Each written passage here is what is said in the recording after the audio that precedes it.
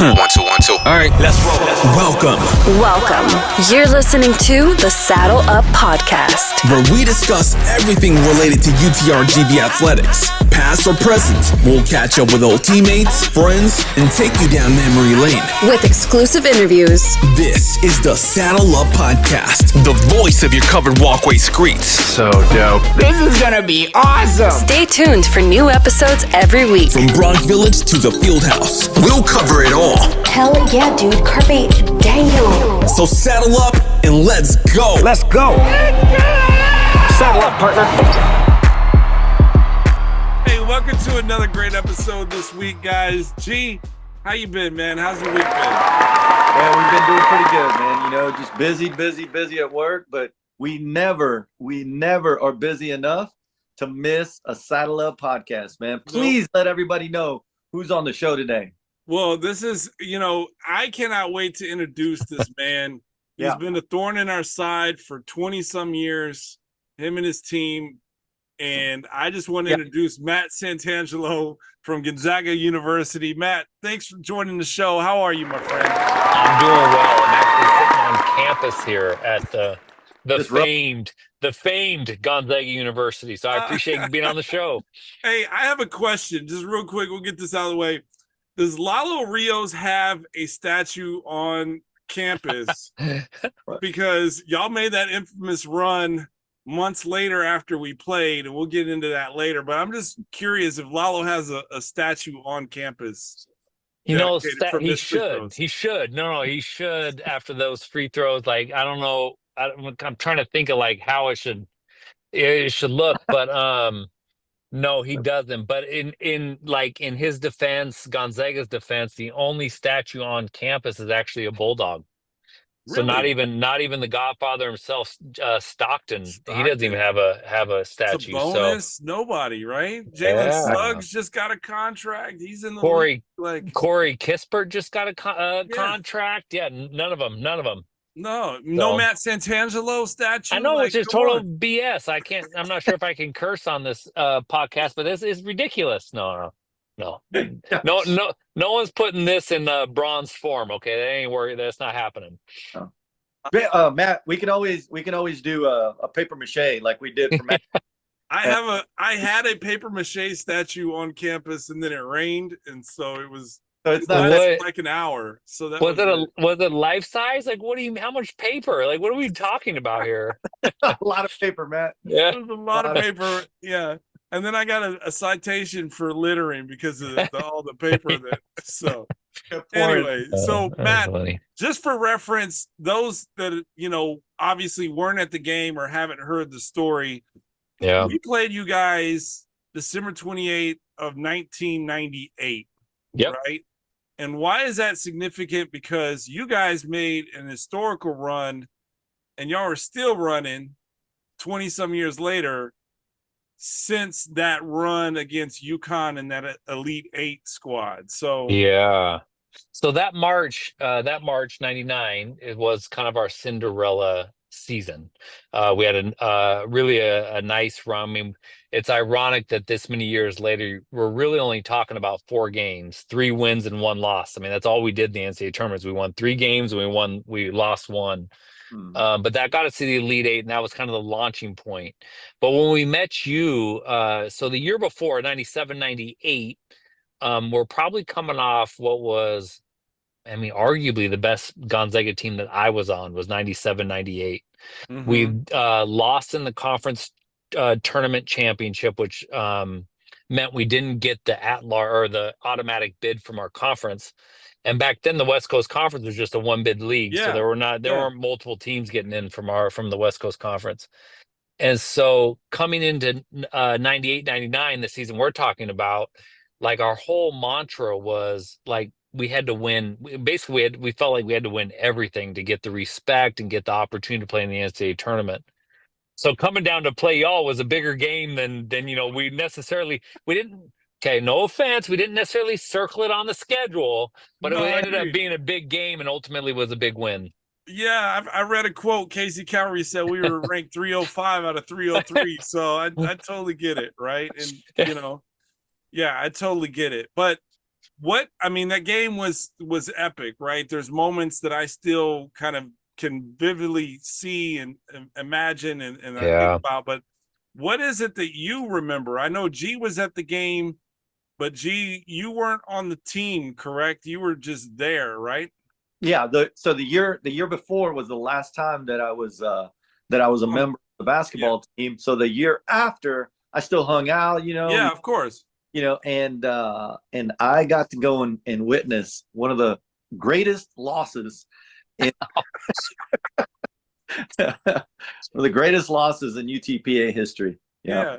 So Matt, what do you remember about the game? Because I could go on about what I remember. Well, I remember very vividly the last possession, obviously. I also remember going in, like, where are we going? Like, we're going to get on a plane to go play basketball. Like, where are we going and who are we playing?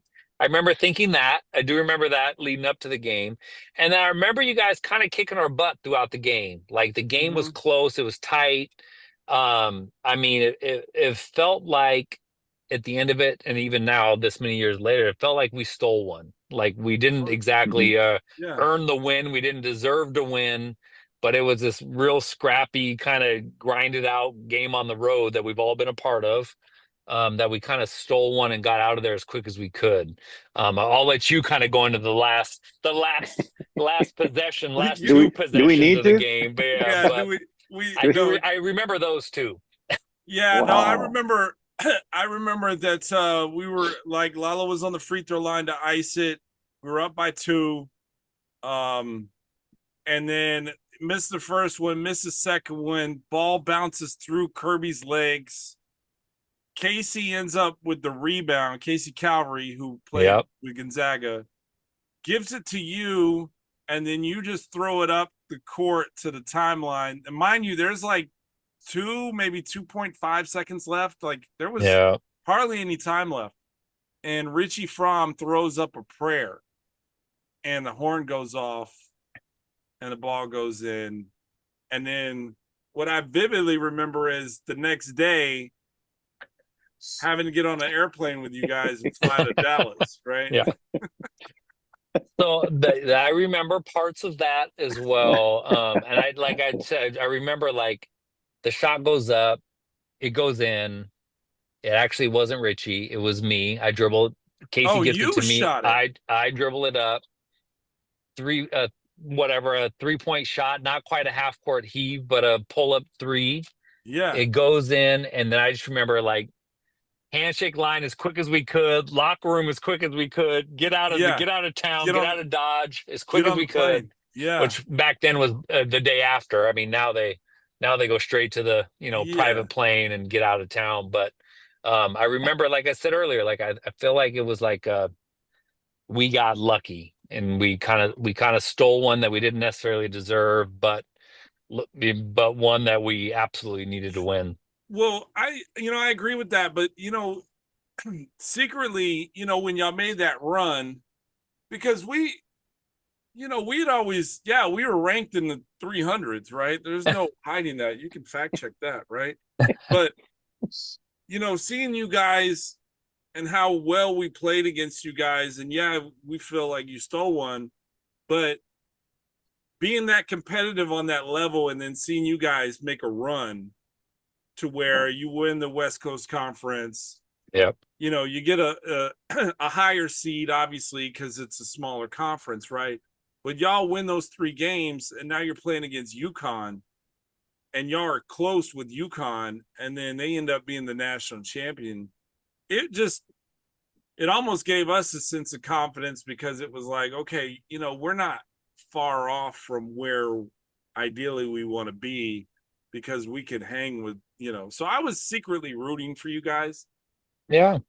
Very secretly. Very secretly. Yeah. Hey, so to Matt's point, Matty P's point, Matt, do you think if destiny would have been different, right? You missed that shot at the end. We win the game, right? Or Lalo makes his free throws, whatever the case. Whatever it is. Do you think UTPA makes a dream run for seasons after that, the way Gonzaga did. Do you think you changed the course of history for UTPA forever? Do you think you did that? No, but I'll take it now. I mean, makes it this many years later, I'll wear that one. I mean, I feel, I still feel pretty good about it. No, I mean, Wow. it's hard to say because it's everything's hindsight, right? Because even then, I Yeah. mean, I guess maybe a question for you two, like going into that game before Gonzaga had become Gonzaga as we kind of know it, what Mhm. was the preparation, right? Because like I said, for me, getting on the plane to come to you all, like it was kind of this, where are we going? Like who are we Yeah. playing? Like what's happening? We felt the same way. Like Yeah, exactly. I didn't know Yeah. exactly who you guys were. All I knew Mhm. was John Stockton was the most famous alum from the program, right? Yeah. Right. And that's no knock on you guys, but Yeah. you guys are far west, right? We're down south, so regionally we just didn't, geographically Yeah. we didn't cross paths, right? Yeah. And so it was just another game on the on the schedule just to prepare for, watch video for, same thing. I had no idea that obviously it was going to turn out to be such a kind of a bookmarker in the Yeah. a chapter in my life, right? And so it's insane. But Well, and not only in your life, Matty P, but that's like a bookmark in UT Pan Am history. I mean, agreed. it really is. Anybody that attended that game, and then obviously it made a mark. It made a mark on those people, and on both sides. Agreed. We can say that UT Pan American did compete against one of the powerhouses in basketball now. Yeah. And that whatever the case, I know we joke around about we started their dream, their dream run or whatever the case, but whatever that was, man, that it for us to be in that game and that close, who Pan Am and what Pan Am was back then, it says a lot about the competitiveness of both teams at that time. Yeah. So I Yeah. mean, kudos to both, both sides of the Of ball. course. Both coaches. Talk about who was the head coach at that time? The head coach at that Matt? time was Coach Dan Munson, That's Mhm. right. who after that March run to the Elite Eight, Mhm. left and went to Minnesota. Yeah. Right. And then That's right. Coach Few that following year, when you all came to Spokane, that following year was Coach Few's first year as head coach. Yeah. Yeah. That's I had the pleasure of running into Coach Few in Vegas, and I brought the game up, and his eyes got big, and he was like, "You guys had it." It's like that's one of the top games that I've ever been a part of. Like he remembered it. It was Yeah. it was So Coach amazing. Few, It was Coach Few was the satisfying. assistant, right, Matty P? Coach, yeah. Coach Few was the assistant. He was the head assistant. Yeah. And then we had my freshman year, and sophomore year or freshman year, we had another head coach as well. So Coach Few was on staff my entire time at GU, but head coach my senior year.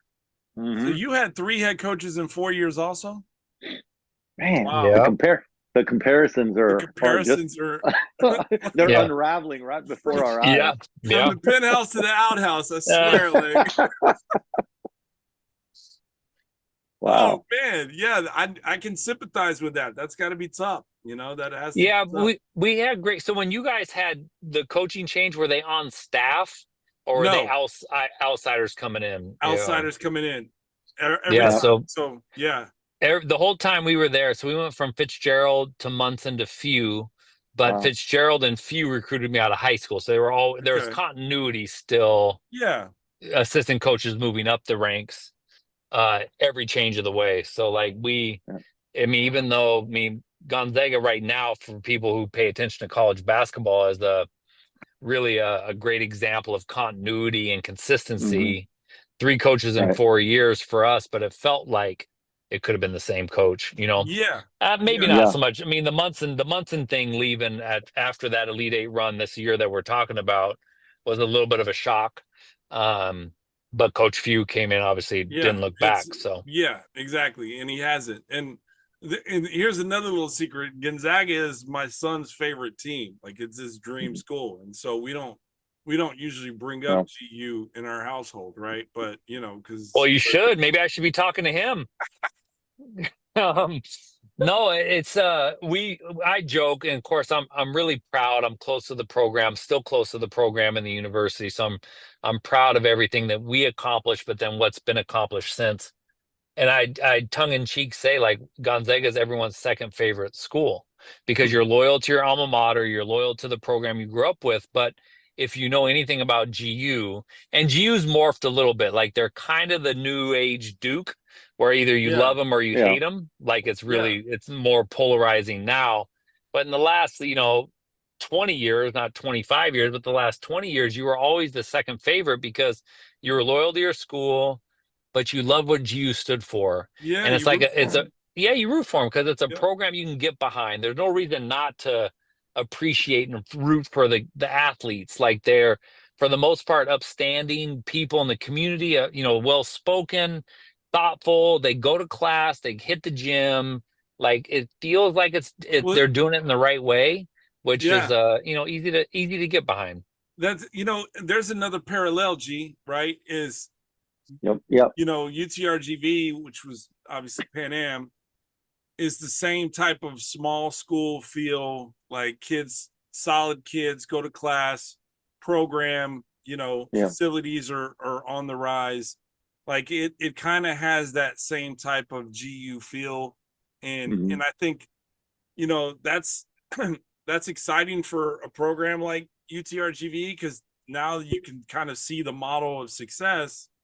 There's a blueprint, like, things kind of fall, the basket goes in, the ball goes in, whatever. But, there's definitely light at the end of the tunnel if we can emulate what GU's accomplished over the last 20 some years.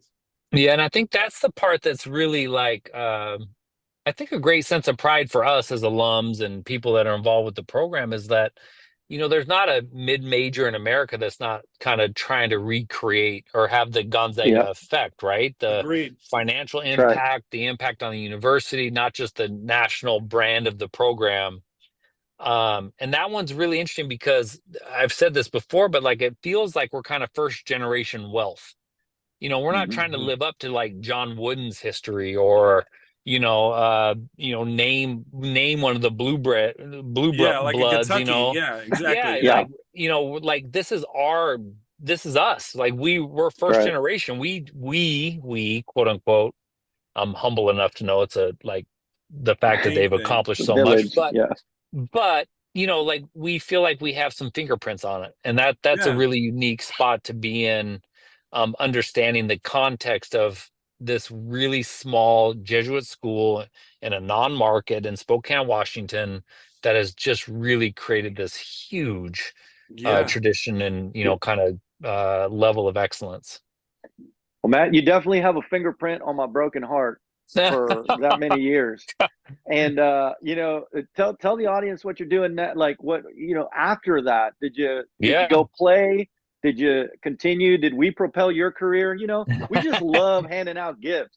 Is that shot in your highlight reel? Like, I'm sure. No, was there even video of it? I don't know if there's. I'm sure we can find it. Nobody has a VHS player anymore. No, I don't think it happened, man. I don't think it happened. Folklore, like if it wasn't for this podcast, like memorializing it. Mythical creature, Matt. Yeah, exactly. No, so I'm back in Spokane. I went and played in Europe. So after school, I played professionally in Europe for 7 years, having an Italian championship under my belt too, which is awesome. That is awesome. And then I moved back to Spokane with my family. I'm now financial advising with a company called DA Davidson here in town. Love it. It's all about helping people. It's kind of my point guard roots. You're just facilitating and helping and problem solving and maybe knocking down a game winner when you need to. I knew you were going to go there. I see what I did there. So like, I really enjoy that. I'm very involved. Very involved in the community. So like, it's a great spot. And like Spokane, I don't know if this is like this for your alumni base, like in Spokane itself, we did a game watch last year against Gonzaga versus Kentucky. And we probably had 60 guys on the invite list for people who lived in Spokane, former players. Like Oh, wow. Spokane's not home. People that have made Spokane home. Yeah. And it's really, really unique in the fact that we have so many guys that, whatever made, Still live there. like I Still said, yeah, around. still live Yeah. here, still around, still connected to the organization, still connected to each other as a network. And I think that's really unique as well, that people have stayed here and contributed to the community of Spokane, and Spokane has contributed as well. Just out of curiosity, I'm assuming you've got, you go to pretty much all the home games or season tickets or whatever, but do you ever get that itch when you're sitting there and you've seen these guys warm up and you're like, like I could still do it. I could still, if my knees weren't bad. Like, do you ever get that itch again? The answer is no. So like when I first moved back, when I was done playing, we would come practice.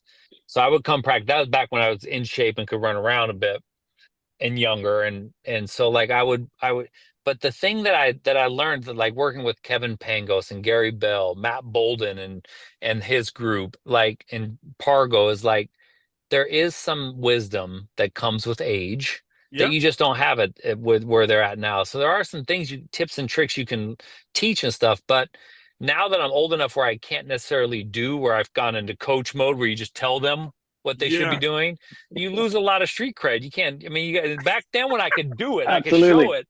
Or like I could be like, I told you that I was going to do this, and you couldn't stop me, because like that changes it. So now there's I'm like, a show and tell to it. Now there's like just a tell. They're so big, like they're like literally so physically big. Like the team is so like mature, advanced, a different type of athlete that is now than was then. Yeah. Like it's even me and with all my ego, I'm like, I don't know, man. Like this is different. It's different now. So like it's pretty cool to see, because the one thing with Gonzaga going back this many years is like they continue to just climb. Like the ceiling just gets higher and higher, seemingly each and every year. And this year is no different. Like they're loaded. Yeah. They're loaded. So it's been fun to watch.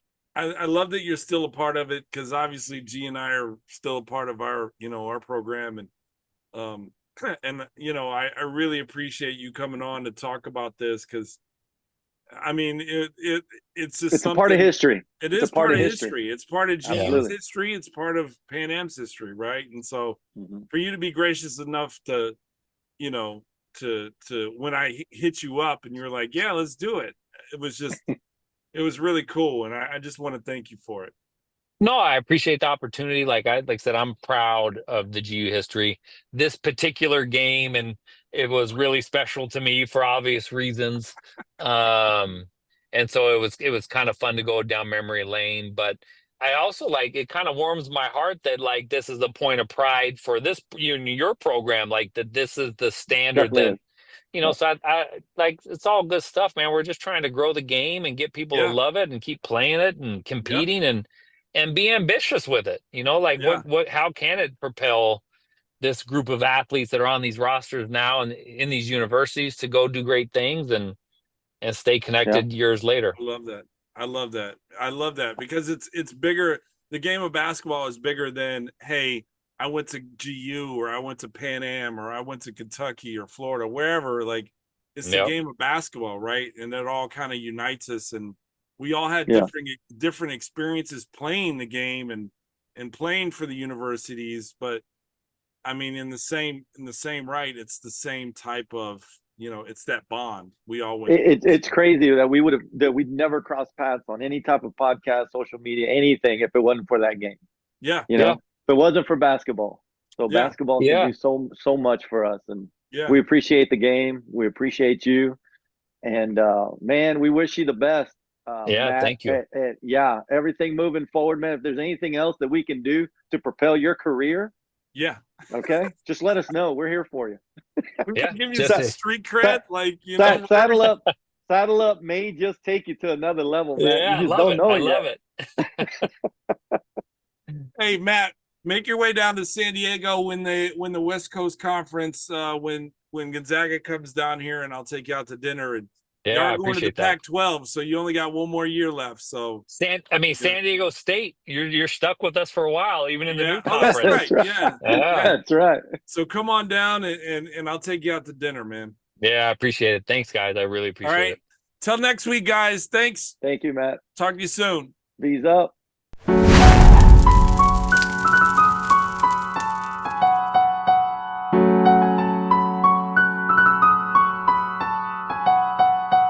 Like we weren't supposed to come up with something this clean, like something happened.